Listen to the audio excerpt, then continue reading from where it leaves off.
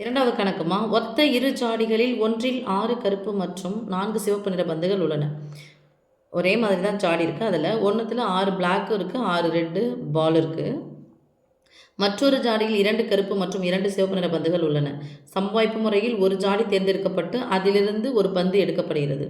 2 ஜாடியுமே எடுக்கல, ரெண்டுத்தில் ஒரு ஜாடி மட்டும் தான் எடுக்கிறாங்க. போன 12.3 பயிற்சியில் இது மாதிரி ஒரு கணக்கு வந்திருக்கும்.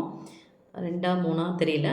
அதில் 2 பையிலும், அதாவது பையில் சொல்லியிருப்பாங்க, ஜாடி கிடையாது. 2 பையிலேருந்தும் பால் எடுக்கும்போது எப்படி எடுக்கணும்னு சொல்லிட்டு அந்த கணக்கு பார்த்துக்கணும். இது என்னென்னா, ஒரு ஜாடி மட்டும்தான் சூஸ் பண்ணுறாங்க. அந்த ஒரு ஜாடியில் அப்பந்து கருப்பாக இருப்பதற்கான நிகழ்தகவு காண்க. செகண்ட் ஒன், எடுக்கப்பட்ட பந்து கருப்பு எனில் முதல் ஜாடியிலேருந்து எடுக்கப்பட்டதற்கான நிகழ்தகவு காண்க. இப்போ எப்படி ஈஸியாக போகலான்னு பார்த்துலாம் சாமி. இப்போது ஜாடிமா, இது முதல் ஜாடி, இது இரண்டாவது ஜாடி எடுத்துக்கலாம். இதில் பிளாக் எவ்வளோ இருக்குது, ரெட் எவ்வளோ இருக்குது. பிளாக் மொத்தம் எத்தனை இருக்குன்னா 6 இருக்குது முதல் ஜாடியில், ரெட்டு 4 இருக்குது. ரெண்டாவது ஜாடியில் 2 ஒரு பிளாக் இருக்குது, 2 ரெட்டு இருக்குது.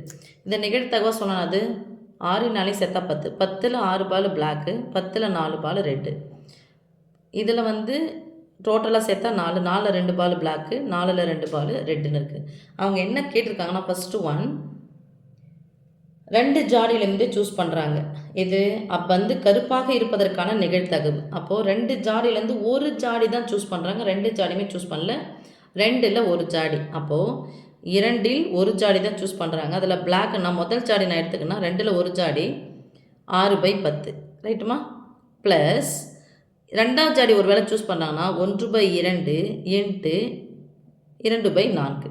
ஓகே, ஈக்குவல் டு ப்ளஸ் இருக்குது, முன்னாடி ஒரு நம்பர் பின்னாடி ஒரு நம்பர். ஸோ ஃபஸ்ட்டு நடுவில் பின்னையன் நடுவில் பெருக்கல் இருந்துச்சுன்னா குறுக்கு கேன்சல் பண்ணணும். பின்னையன் நடுவில் பெருக்கல் இருந்துச்சுன்னா குறுக்கு 1 2 3 2 6 மேலேருந்து கூட கேன்சல் பண்ணலாம், ஒன்றும் தப்பு கிடையாது. ஸோ 3/10 அப்படிங்கிறது தான் முதல் ஜாடியில் பிளாக்காக இருக்கிறதுக்கான சூஸ் பண்ணுறது. ப்ளஸ் அடுத்த ஜாடியில் சூஸ் பண்ணுறது 1 1 4. இப்போ ரெண்டுத்தையும் சேர்த்தோம்னா இப்போது எவ்வளோ சின்ன நம்பராக வந்தாலும் ஈஸியாக இருக்கும் உங்களுக்கு. ரெண்டுத்தையும் பெருக்கிங்க, குறுக்கு பெருக்கிட்டு அதுக்கப்புறம் சிம்பிளிஃபை பண்ணிக்கலாம். 5 40, 3 12, இது ஒரு 12, இது ஒரு 10, எவ்வளோ வரும் 22. இதை சிம்பிளிஃபை பண்ணால் சொல்ல சாமி 11/20. அப்போது ஒரு ஜாடியில் நான் பிளாக் சூஸ் பண்ணுறேன் அப்படின்னு சொன்னால் ஒரே ஒரு ஜாடியில், அது 1வது ஜாடியாக முதல் ஜாடியாக இருக்கலாம், 2வது ஜாடியாக இருக்கலாம். அந்த ஜாடியில் நான் பிளாக்கை சூஸ் பண்ணுறேன்னா மொத்தம் இது தான் எனக்கு இருக்கும். மொத்த பால் இதுதான், 20ல் 11 சான்ஸ் இருக்குது அப்படிங்கிறது நிகழ்தகவு இருக்குது. ஓகே, இப்போது செகண்ட் ஒன் என்ன கேட்குறாங்கன்னா, எடுக்கப்பட்ட பந்து கருப்பு எனில் முதல் ஜாடியிலிருந்து, இப்போ பிளாக் தான் நம்ம எடுத்துன்னு இருக்கோம், முதல் ஜாடியிலிருந்து எடுக்கப்பட்டதற்கான நிகழ்தகவு. முதல் ஜாடியில் எடுக்கப்பட்டதற்கான நிகழ்தகவு தான் என்ன சொன்னோம், இது சொன்னோம் இல்லையா, 3/10. அப்போது 3/10 மொத்தமாக எவ்வளோ இருக்குது 11/20. இதில் இதை சூஸ் பண்ணணும், இதுக்கான நிகழ்தகவு. That is equal to 3/10. இந்த வகுத்தல் என்பது பெருக்கலின் தலைகீழ், பெருக்கல் போட்டால் தலைகீழாக போட்டுக்கோங்க. இல்லைன்னா இதோ பகுதியும் கேன்சல் பண்ணணும், தொகுதிக்கு முடிஞ்சால் கேன்சல் பண்ணுங்க, நான் அப்படியே வச்சிடணும்.